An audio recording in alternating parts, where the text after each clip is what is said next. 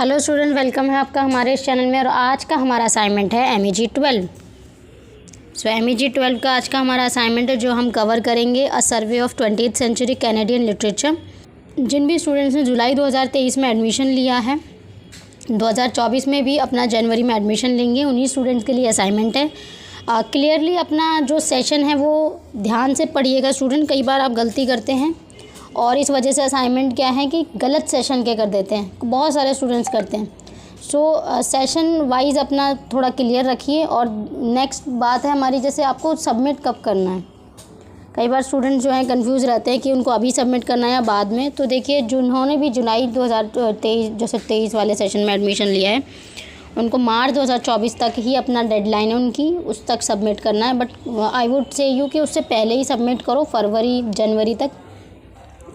इसके अलावा जिन भी स्टूडेंट्स ने अपना जनवरी में जो एडमिशन लेंगे 2024 में, तो उनको सितंबर अक्टूबर तक अपना सबमिशन करना होता है। तो यहाँ पे क्लियर है।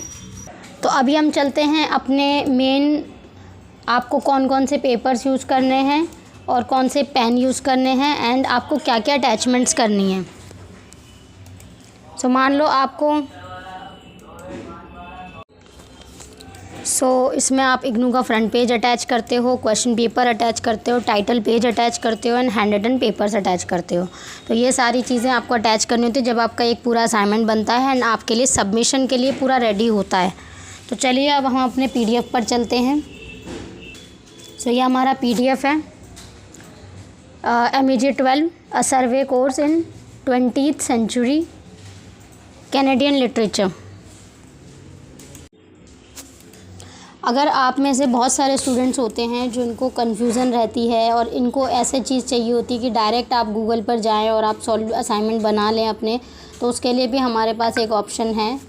आप गूगल पर जाएंगे डायरेक्टली, गूगल पर google.com, दैन इसके बाद आपको MEG जो हमारा 12 है, सॉल्व्ड असाइनमेंट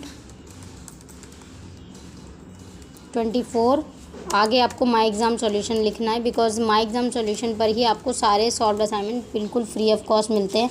ऐसा नहीं होता कि आपको बता दिया और नहीं मिले। देखो यहाँ पे लिखा भी है और यहाँ पे जैसे आप जाओगे तो आपके पास ये ओपन हो जाएगा, ठीक है।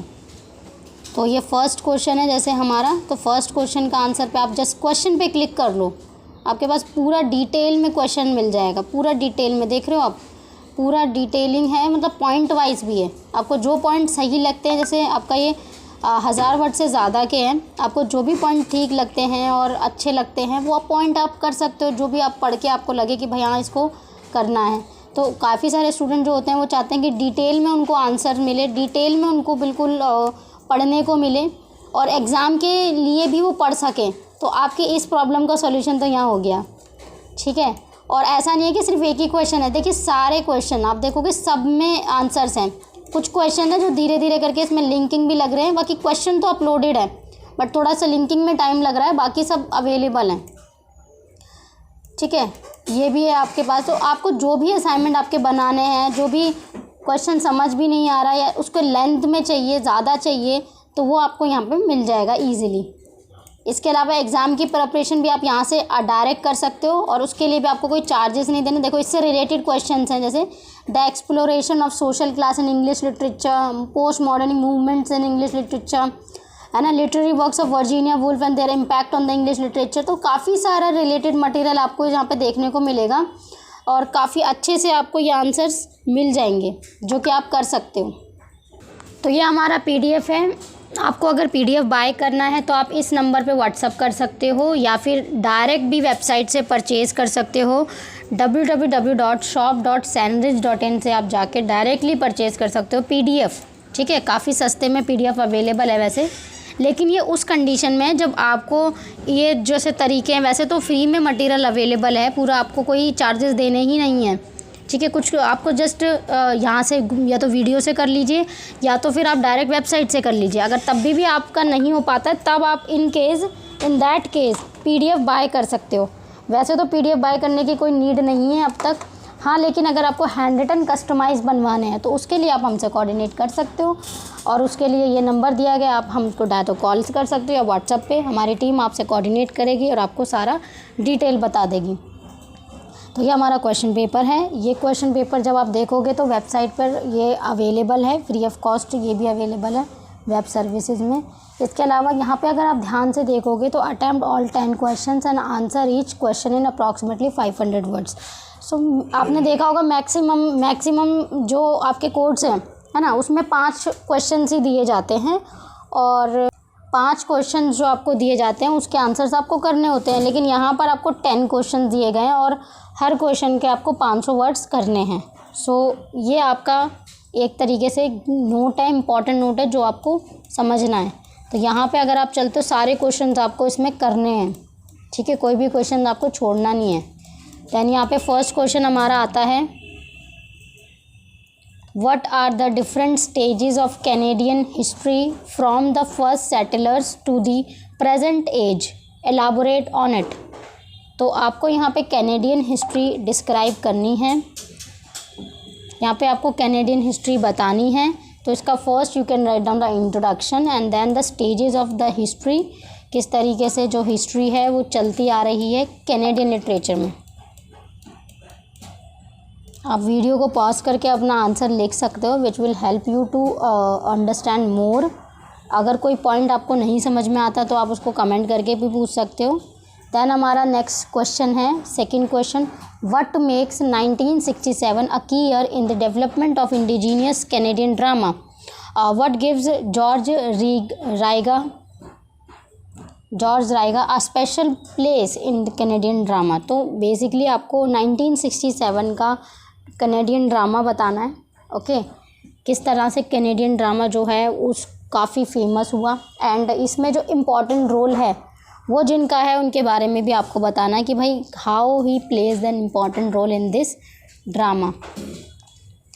ठीक है, तो काफ़ी अच्छे से अब इनका क्या है, देखिए जॉर्ज राइगा का तो काफ़ी सारे ड्रामा है, ठीक है, लेकिन द एक्सटेसी ऑफ रीटा जो है इनका बहुत फेमस है प्ले या ड्रामा आपका हो गया। इसमें आप उन्होंने काफ़ी सारे जो बैकग्राउंड सोशल आइडिया थे उनको रेज़ किया है, उनके पॉइंट बताए हैं, किस तरह से जो इंडिजीनियस वैल्यूज़ है मॉडर्न अर्बन एनवायरनमेंट में वो चेंज होती हैं, तो किस तरह से उन्होंने कंट्रीब्यूशन दिया, ये सब आपको इसमें मेंशन करना रहता है। देन यहाँ पे कंक्लूजन है, तो आप कंक्लूजन अलग से भी देखिए पॉइंट बना सकते हो, नहीं तो इन दिस इसलिए अलग से हाईलाइट किया हुआ है ताकि आप या तो अलग से लिखो तो ठीक है, नहीं तो इसमें भी लिख सकते हो। देन हमारा थर्ड क्वेश्चन आता है, what is the general Canadian attitude to nature specially in the early years of its existence as a nation? तो जैसे कनाडा का देखोगे ना आप, तो किस तरह से स्टार्टिंग जो ईयर्स थे वो किस तरह से स्ट्रगल में रहे और उनका क्या एटीट्यूड नेचर रहा वो आपको इसमें बताना है। तो ये आप बुक भी देखोगे ना, ज्ञानकोश पे काफ़ी डिटेल में उसमें लिखा गया है किस तरह से यूरोपियन सेटलर्स जो थे वो उन्होंने कॉलोनीज़ बनाई, उनका पूरा सिस्टम पूरा सब कुछ चेंज करा। फिर उसके बाद जब कनाडा एज अ नेशन बना तो स्टार्टिंग के जो जैसे ईयर्स थे, जैसे 1867 जब कॉन्फेडरेशन शुरू हुआ तो काफ़ी सारे चेंजेस उनको देखने को मिले और उसमें भी उनको बहुत ज़्यादा स्ट्रगल करना पड़ा। वो सब आप इसमें लिख सकते हो। क्या कॉन्सेप्ट था, क्या नेचर थी, क्या आइडेंटिटी थी जो उन्होंने अपनाई और उससे एक नेशन अच्छा बनाया। देन हमारा यहाँ पे फोर्थ क्वेश्चन है, what are the chief characteristics of 20th century Canadian poetry?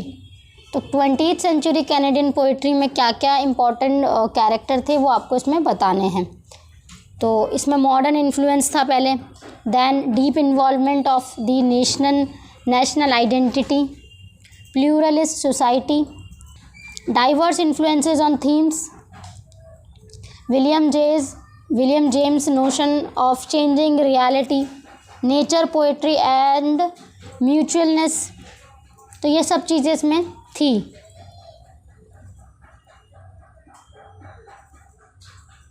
तो अगेन आप वीडियो को पॉज करके अपना आंसर लिख सकते हो। काफ़ी लेंथी में आपको आंसर लिखना है, उससे ज़्यादा और लेंथ चाहिए आपको तो आप हमारी माई एग्ज़ाम सॉल्यूशन पे जाके और ज़्यादा अच्छे से अपने पॉइंट बना के आंसर को लिख सकते हो।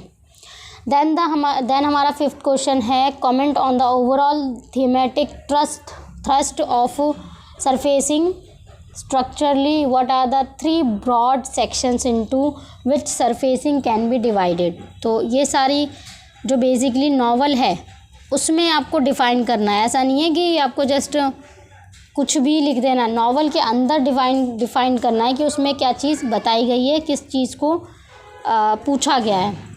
दैन हमारा 6 क्वेश्चन है, comment on the thematic side of the Tin Flute which is written by Gabrielle Roy as a first, मतलब it is first publish in 1945 under the French title के अंडर, ये वाला टाइटल था French, जिसमें publish की गई थी और एक सेमिनल वर्क था कैनेडियन लिटरेचर का। और इसमें आपको देखने को मिलेगा poverty and social injustice, war and it's effects, urban alienation, dreams and aspirations, ये सब ये जो थीम्स हैं वो बहुत अच्छे से राइटर ने डिस्क्राइब किए हैं। जेंडर रोल्स एंड एक्सपेक्टेशंस, ये भी इसमें था। Then 7th question, what are the main characters in the English Patients? Give a brief account of their life together in the Italian villa. तो पहले तो आपको ये बताना है भाई द इंग्लिश पेशेंट्स किसने लिखी और बाद में उसके कैरेक्टर को आपको डिफ़ाइन करना है। तो आप देखोगे ना एक बैलेंस आंसर बनाया गया है। First, this is written in 1992, Michael Ondaatje. It is not this novel, it's set during the world war second, और इसमें उसी की वर्ल्ड वॉर सेकेंड की जो स्टोरीज़ हैं उसको डिस्क्राइब किया गया है। तो इसमें इंग्लिश पेशेंट कौन है? एल्मासी, हैना, किप, उनके कैरेक्टर को आप बता सकते हो। और फिर उसके बाद में उसकी एक थीम या उसके जो कि किस तरीके से वो पूरी स्टोरी घूम रही है उसको भी आप बता सकते हो, क्योंकि कैरेक्टर्स के बाद भी आपके पास कुछ एक पॉइंट होते हैं जो कि आप डिस्क्राइब कर सकते हो। तो इन द क्वेश्चन अगर आप पढ़ोगे तो वो एक सिस्टमेटिक वे में भी आप अपना आंसर लिख पाओगे। Then the 8th question which we have is comment on the thematic side of the ecstasy of Rita Joe which is written by again George Ryga. वैसे इससे पहले भी हमने इस एक क्वेश्चन में इसको डिस्क्राइब किया हुआ है, मतलब थोड़ा सा पढ़ा है इसके। तो ये बेसिकली जॉर्ज रायगा की फर्स्ट परफॉर्म ये जो हुई थी 1967 में, कैनेडियन ड्रामा है जिसमें काफ़ी सारे एलिमेंट हैं जो कि रेलेवेंट हैं आज की डेट से भी। इसमें इंडिजीनियस आइडेंटिटी को फोकस किया गया था और जो राइटर हैं उन्होंने एक रेसिज्म का आइडिया और डिस्क्रिमिनेशन को भी इसमें रेस किया था, ये पॉइंट कैनेडियन लिटरेचर में। फिर ट्रेडिशनल और सोशल वैल्यूज़ का जो क्लैश हो रहा है ना मॉडर्न लाइफ से, वो भी इसमें डिस्क्राइब किया हुआ है बहुत अच्छे से। और ये जो पॉइंट आप देख रहे हो इसको भी आप अलग से हाईलाइट कर सकते हो। अगर आपको पॉइंट वाइज नहीं करना तो आप पैराग्राफ वाइज भी कर सकते हो, इसको थोड़ा बहुत आप अपने अकॉर्डिंग भी चेंज कर सकते हो। दैन हमारा 9th क्वेश्चन है discuss the narrative techniques in swimming lessons. अच्छा, स्विमिंग लेसन्स के ऊपर अगर आपको समरी चाहिए तो आप हमें कमेंट करके बता दें। समरी काफ़ी अच्छी है इसकी, बहुत इंटरेस्टिंग है। I will make the video on it. तो यहाँ पे नैरेटिव टेक्निक आपको बतानी है किस तरह से राइटर ने जो है नैरेटिव टेक्निक्स का यूज़ किया। तो पहली है the first narrative thread is set in the past primarily in the 1970s, जो कि पूरी स्टोरी है वो वहीं पे पास्ट में घूम रही है और उसमें आपको देखने को मिलेगा उसका रिलेशनशिप, उसका सोशल लाइफ, उसका एस्पेक्ट, सब कुछ वो पास्ट का ही दिखाया गया है। फिर सेकंड नैरेटिव थ्रेड है जो कि प्रेजेंट डे में। अच्छा, वो पास्ट से प्रेजेंट में जो नॉवल आई है उस तरीके को भी डिस्क्राइब किया गया राइटर ने, और वो एक बहुत अच्छी नैरेटिव को यूज़ किया है अपनी राइटिंग में।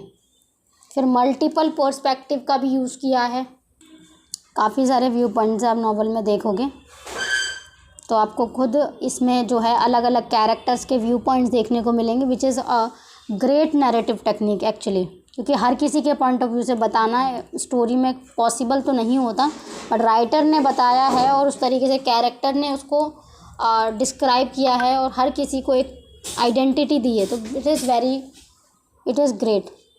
देन 10th क्वेश्चन हमारा है what are the various types of criticism that Frye talks about in Anatomy of Criticism. Anatomy of Criticism, which is published in 1957.